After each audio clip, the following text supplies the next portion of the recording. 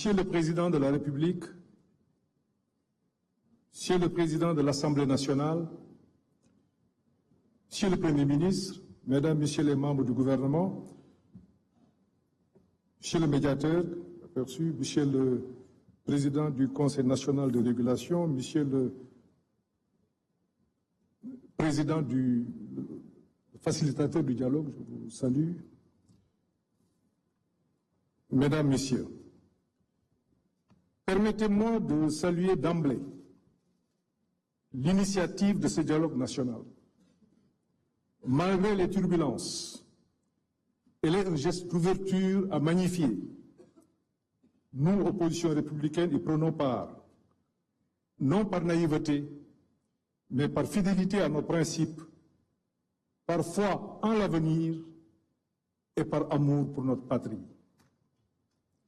Oui, le climat est tendu. Oui, il y a des arrestations, des restrictions de liberté interpellent. Mais justement, plus le contexte est difficile, plus le dialogue devient une nécessité. Refuser de dialoguer, c'est entretenir l'impasse. Y prendre part, c'est assumer sa part de responsabilité devant la nation. Ce dialogue s'organise autour de 3 axes que nous partageons. Le premier est celui des libertés publiques. Mais que veut une démocratie où on arrête des opposants, où des journalistes, des chroniqueurs sont convoqués, parfois détenus pour avoir fait le travail? Nous appelons à un pacte national de pacification politique fondé sur la libération des détenus politiques, l'indépendance des médias et des procédures judiciaires perçues comme justes et impartiales. Le second axe porte sur le système électoral.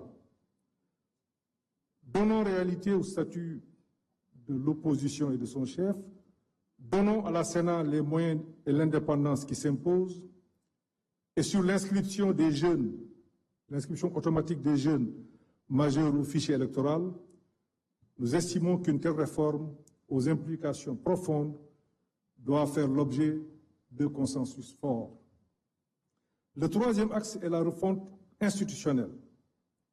Il est temps de rendre nos institutions plus légitimes. Cela suppose de renforcer une proposition, la proportionnelle dans l'élection des députés et ou d'introduire un second tour dans le scrutin majoritaire. De même, la Haute Cour de justice doit être réformée, sa composition, aujourd'hui alignée sur la majorité parlementaire, ne garantit pas l'impartialité attendue. Au demeurant,